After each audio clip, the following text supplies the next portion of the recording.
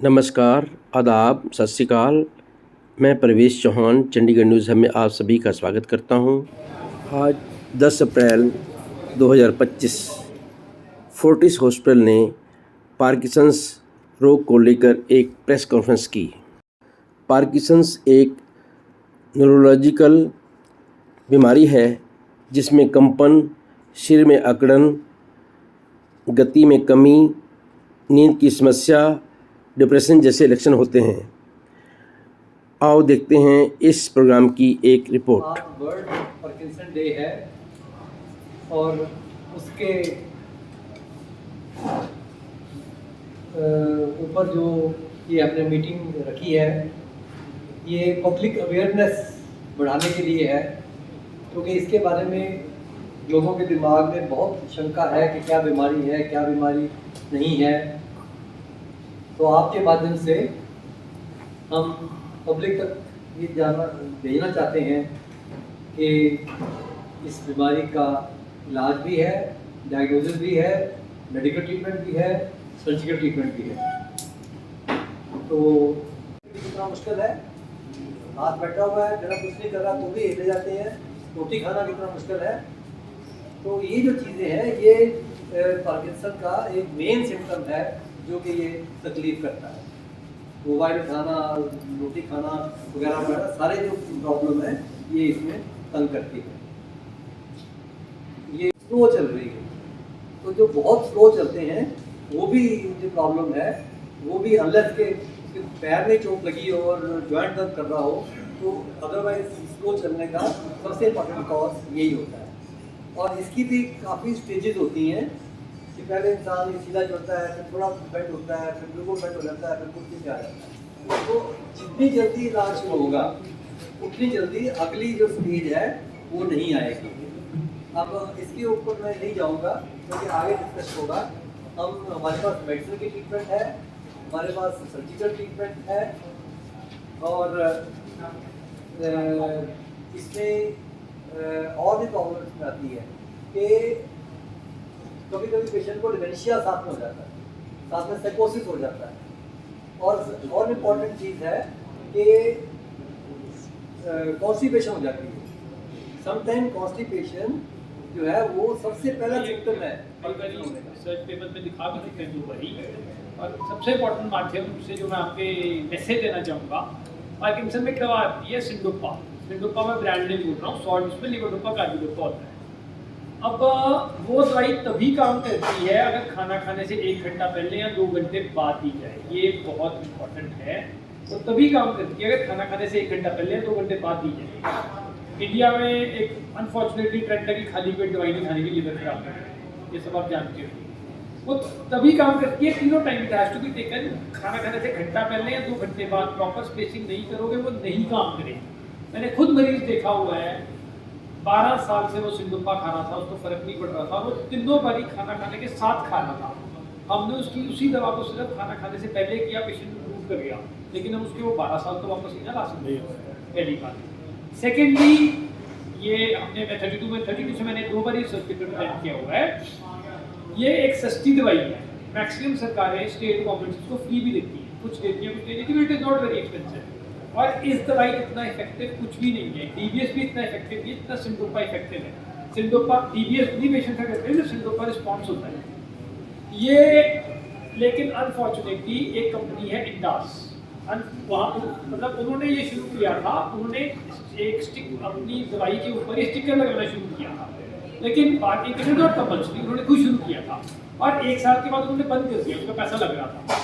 तो हमने स्टडी की थी कि जो पेशेंट स्टिकर देख रहे थे और स्टिकर देखने के बाद अपनी स्पेस कर रहे थे तो स्टिकर का फायदा हो रहा था, but since it was not compulsory withdraw कर लिया गया।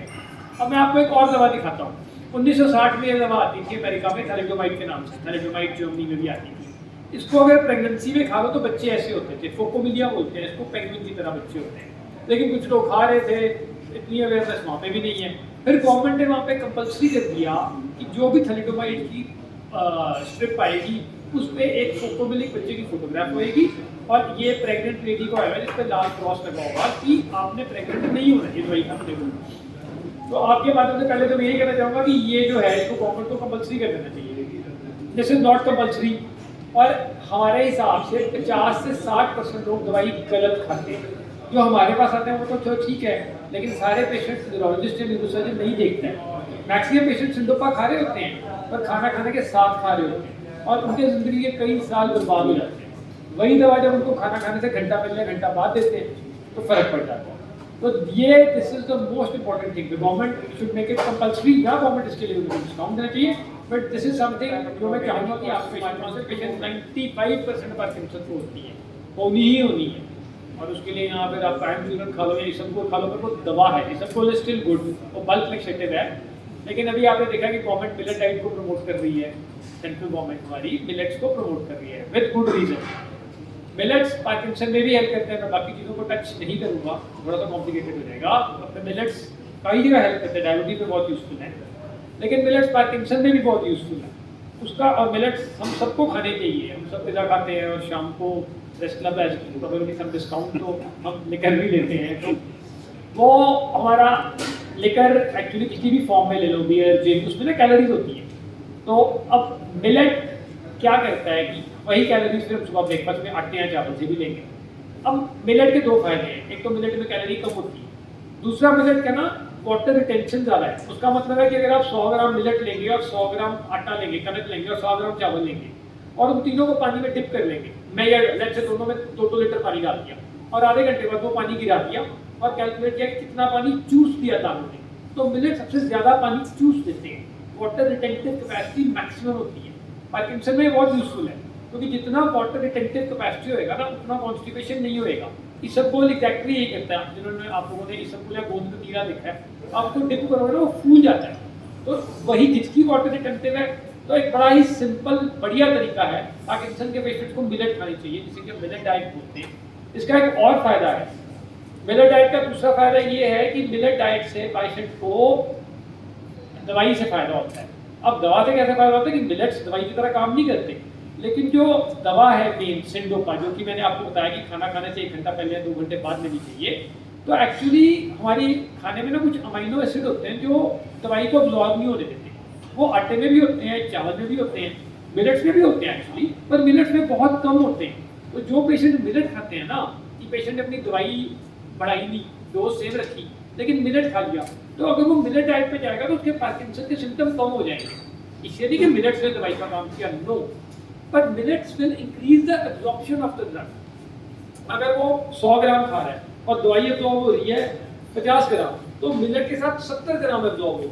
और मिलेट डाइट का वैसे ही फायदा, कॉन्स्टिपेशन भी ठीक हो जाएगी, वेट कम हो जाता है। आप में से जो भी लोग 8 किलो वेट कम करना चाहते हैं over 6 months without exercise, without leaving liquor, without leaving pizza, दिन में 2 बार मिलेट डाइट लो। प्रोग्रेसिव डिजीज है, आजकल बहुत ज़्यादा लोगों में होने लगा है, जो कि पहले इतना ज़्यादा नहीं देखा जाता था। नेक्स्ट, तो डिजीज़ बर्डन अगर हम देखें तो ग्लोबल प्रेवलेंस जो करीबन 0.3% की है, इंडिया में प्रेवलेंस बहुत ज़्यादा है, अराउंड 15 से 43 लोग पर लाख पॉपुलेशन जो है वो इफेक्ट होते हैं। जो वेरियस स्टडीज़ है ये दिखाती है कि मुंबई में बहुत ज़्यादा है एज़ कम्पेयर टू, उसके बाद नॉर्थ इंडिया में ये देखा जाता है। बट जो एवरेज एज ऑफ ऑनसेट है, मतलब जो सिम्टम्स यूजुअली ऑनसेट होते हैं वो हमारे यहाँ इंडिया में जल्दी हो जाते हैं, डिकेड अर्लियर, मतलब 10 साल पहले हो जाते हैं एज़ कम्पेयर टू जो बाहर की वेस्टर्न पॉपुलेशन में हमें देखा जाता है। और पारसीज़ में ये इंसिडेंट बहुत ज़्यादा है, मोस्टली बिकॉज वो आपस में शादियाँ होने की वजह से ये जो जीन्स हैं उनमें ट्रांसमिट ज़्यादा है। पार्किंसंस का बेसिकली स्टार्टिंग में ट्रीटमेंट मेडिकल मैनेजमेंट ही होता है और पेशेंट सर्जन के पास तब आता है या तब भेजा जाता है जब या तो दवाइयाँ असर करना कम कर दें या उनकी डोज ज़्यादा बढ़ानी पड़े या दवाइयों की वजह से साइड इफ़ेक्ट आने पड़े। तो उस केस में पेशेंट को सर्जरी की सलाह दी जाती है। और ये जो सर्जरी या पार्किंसन की, ये 2 तरह के प्रोसीजर होते हैं इसके अंदर। एक सर्जरी है जिसको DVS बोलते हैं और दूसरी सर्जरी है जिसको लीजनिंग बोलते हैं। जो लीजनिंग सर्जरी है वो एक तरह की डिस्ट्रक्टिव सर्जरी है। उसमें हम एक सिंपल इलेक्ट्रोड दिमाग में डाल के उस एरिया को पहले स्टिमुलेट करके देखते हैं कि उसका इफेक्ट क्या आ रहा है, वो पेशेंट के लिए बेटर है या नहीं है और उसका कोई साइड इफेक्ट तो नहीं आ रहा। ये सर्जरी लोकल एनेस्थीसिया में होती है, सुन करके की जाती है और सर्जरी के दौरान हम पेशेंट को चेक करते हैं कि पेशेंट पे क्या असर आ रहा है सर्जरी का। और अगर किसी स्टेप पे हमें लगता है कि पेशेंट को अच्छा असर नहीं आ रहा, खराब असर आ रहा है, तो उस टाइम सर्जरी रोक के इलेक्ट्रोड निकाल सकते हैं। पर एक बार जो लीजन आपने बना दिया वो that is going to stay. तो ये दो तरह की सर्जरी होती है, इसमें एक पेरिडोटमी, एक एल्मोटमी। एल्मोटमी करते हैं नॉर्मली उन पेशेंट्स में जिनको पार्किंसन में प्रेडोमिनेंटली सिर्फ ट्रेमर है, और पेरिडोटमी उन पेशेंट्स में करते हैं जिनमें ट्रेमर है, साथ में ब्रेडिकाइनेसिया है या कुछ और चीज़ें भी हैं। ये लेस एक्सपेंसिव सर्जरी है, वन टाइम प्रोसीजर है, इफेक्ट नॉर्मली 5 से 7 साल तक रहता है, किसी में थोड़ा सा कम, किसी में थोड़ा सा ज़्यादा, और इसमें कोई मॉनिटरिंग की जरूरत नहीं होती। दिमाग की कोई सर्जरी माइनर नहीं होती, पर ये रीजनेबली सेफ सर्जरी है क्योंकि लोकल एनेस्थीसिया में हो रही है, पेशेंट जागा हुआ है। अगर हमें कोई दिक्कत होती है तो हम पेशेंट को प्रोसीजर को कभी बीच में रोक के रिवर्स कर सकते हैं। और ये पेशेंट का पोस्ट ऑप वीडियो है सर्जरी के 15 दिन बाद।